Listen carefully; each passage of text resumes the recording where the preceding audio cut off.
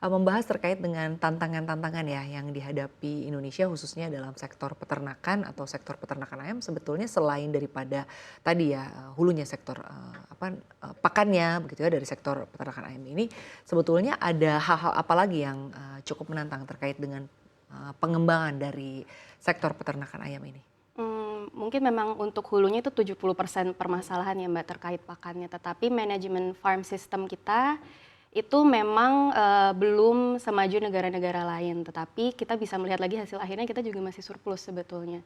Sehingga mungkin kalau ditanya selain di permasalahan pakan apalagi yang perlu diperhatikan, yaitu bagaimana, kita bisa mengejar agar ayam-ayam kita surplus tapi memang dalam kondisi sehat, manajemennya sampai ke cold chain-nya, cold storage dan sampai distribusinya pun, efektif dan dalam kondisi yang masih prima. Itu sih kalau menurut kami, Mbak, sih.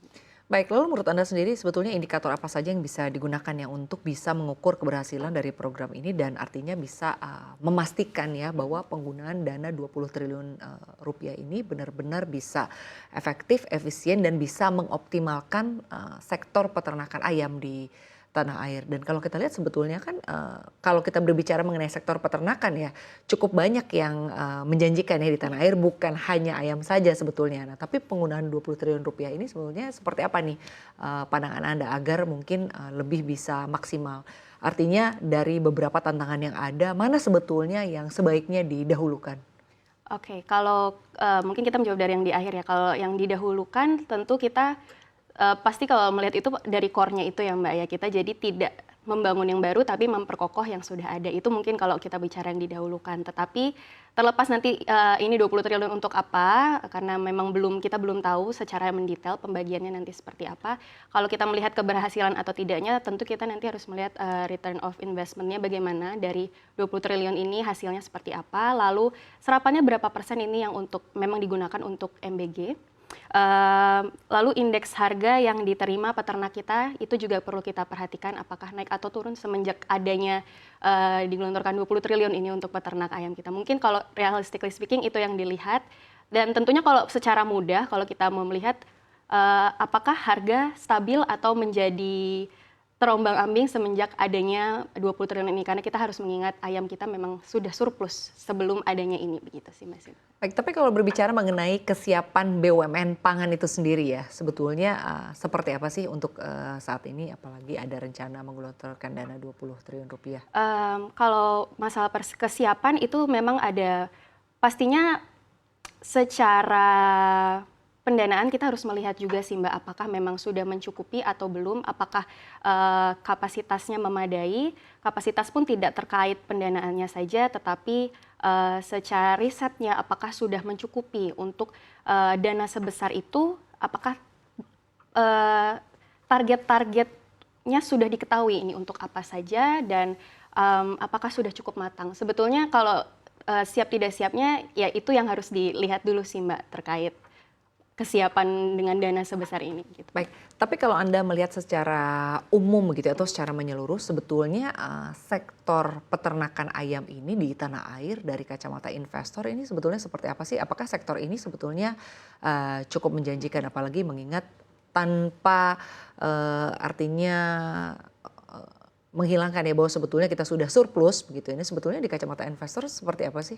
Kalau kita melihat foreign mungkin memang pastinya kalau kami rasa menarik ya Mbak, karena, kita secara sumber daya ada, dan secara lahannya pun kita sebenarnya punya banyak. Karena memang sempat disampaikan di awal ini nantinya kalau memang untuk peternakan baru akan diletakkan di daerah-daerah yang, memiliki defisit untuk ayamnya. Nah tapi, ini agak out of topic tapi kami rasa perlu diingat juga nantinya kalau kita memang berfokus di ayam, kita tuh harus ingat kalau sumber protein kita tidak hanya di ayam dan telur, kita masih ada ikan, dan di daerah-daerah yang memang, dikatakan defisit, untuk produksi ayamnya, daerah tersebut memang sudah memiliki habit dan sudah memiliki sumber daya protein lain yang cukup memadai dan dan juga kaya begitu. Kami kemarin baru pulang dari daerah timur Indonesia, itu kami baru merasakan dan melihat langsung, oh ternyata ayam memang lebih mahal dari ikan dan ternyata ikannya memang enak sekali gitu Mbak. Jadi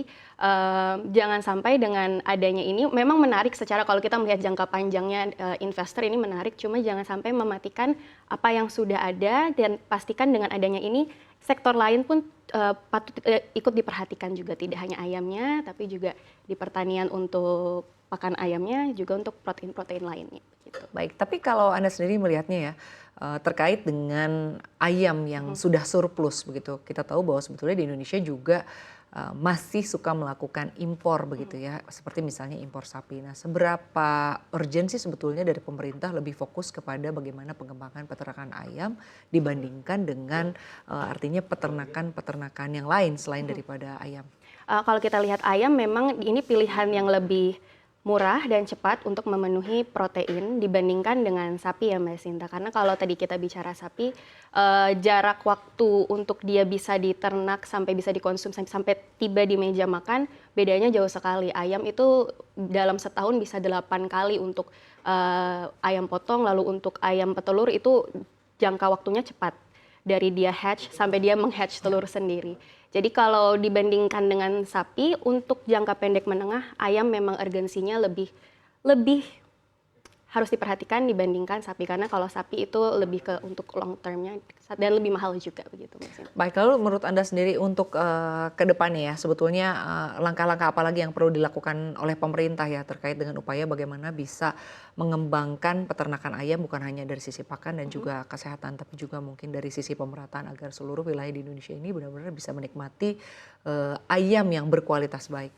Kalau pandangan kami sih sebetulnya tidak sebatas satu Indonesia merasakan ayam yang baik, tapi satu Indonesia merata merasakan betapa banyaknya sumber protein kita yang tidak hanya ayam, ada ikan, ada juga kalau nabati memang kita tidak sehebat ayam ataupun ikannya.